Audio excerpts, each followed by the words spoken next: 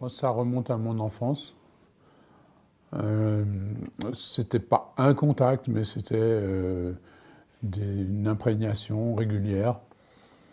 Je mettais un disque, on avait un gramophone et je mettais des disques. Et ce qui m'avait le plus...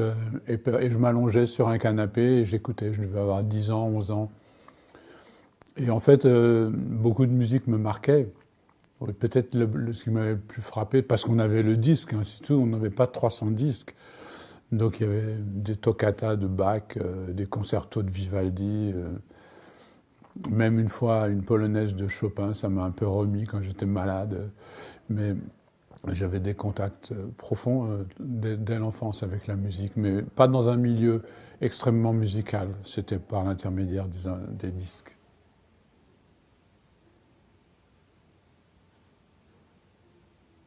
C'est des expériences diffuses, je dirais. C'est pas forcément un choc.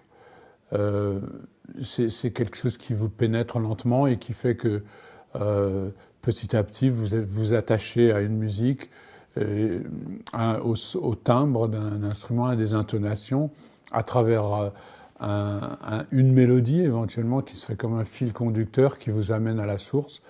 Et c'est ce qui s'est passé pour moi en entendant de la musique persane et en la entendant et réentendant. Et je me suis dit, c'est ça que j'ai envie de jouer, c'est cet instrument-là en particulier.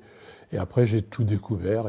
Mais comme expérience un peu choc, je pourrais dire que oui, la première fois que j'étais au Baloutchistan, donc c'est un terrain qui est peut-être plus proche de l'Inde musicalement ou du Rajasthan. Au bout de 2 heures, qui jouait des musiques extatiques.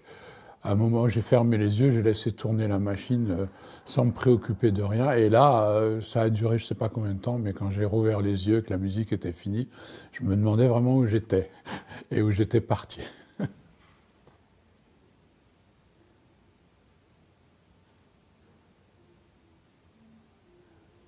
Le goût musical, c'est quelque chose qui se forme lentement.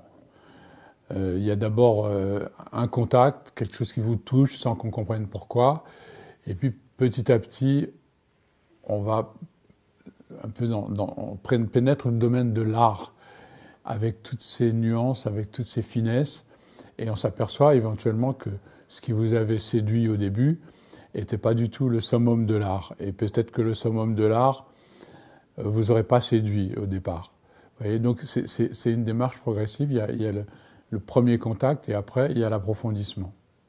Après on peut devenir un connaisseur. Une fois qu'on a vraiment été connaisseur dans un ou deux types de musique, on comprend plus facilement, on est moins illusionné par les apparences d'une autre musique et on peut plus facilement comprendre ce que ça vaut et saisir immédiatement la qualité.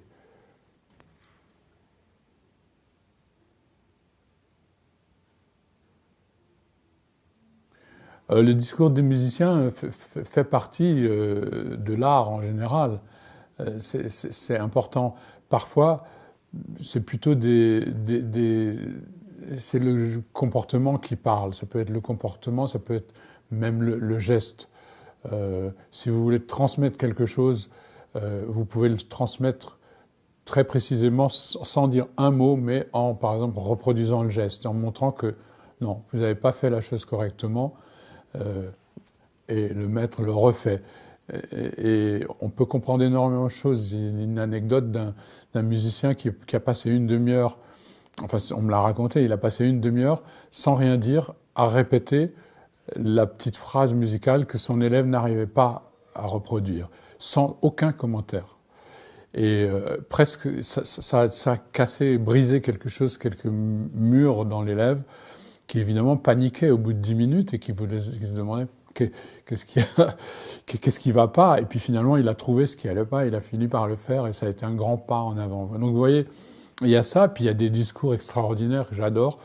Je mets un enregistreur et ça tourne 4 heures de suite, des discussions ininterrompues. Après, quand on les transcrit, et là, on s'arrête sur certains points qui nous avaient échappé, qui sont extrêmement pertinents. On prend tout, hein, on prend tout. Les silences aussi bien que le discours.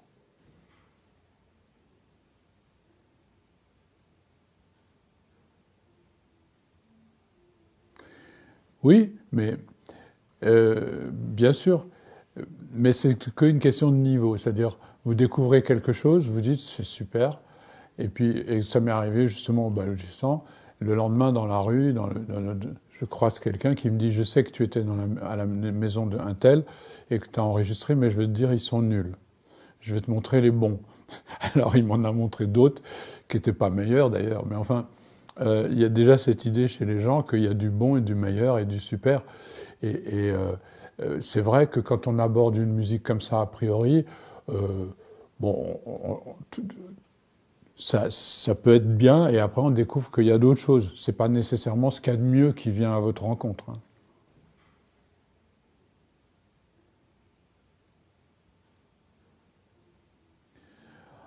Je ne sais pas si c'est l'expérience de l'altérité qui influence le jugement. L'expérience d'autres musiques a fini par enrichir ma pratique musicale. Il faut dire que j'ai une pratique musicale depuis l'âge de, je sais pas, 22 ans, qui est essentiellement la musique persane, iranienne.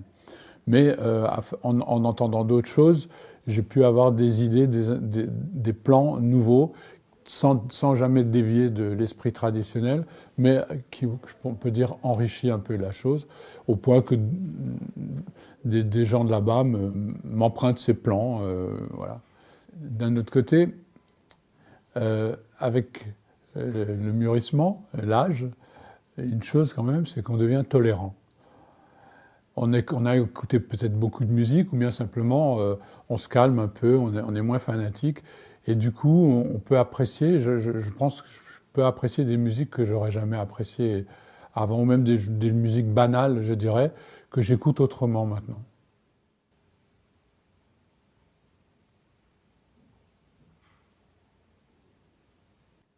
Je pense que quand on va très loin dans un art, on devient exigeant dans les autres arts aussi. Et aussi bien, ce serait valable aussi pour la technique ou pour la science. Donc, moi, je me range plutôt dans les deux, un peu la science et l'art. Donc, j'ai des exigences esthétiques générales.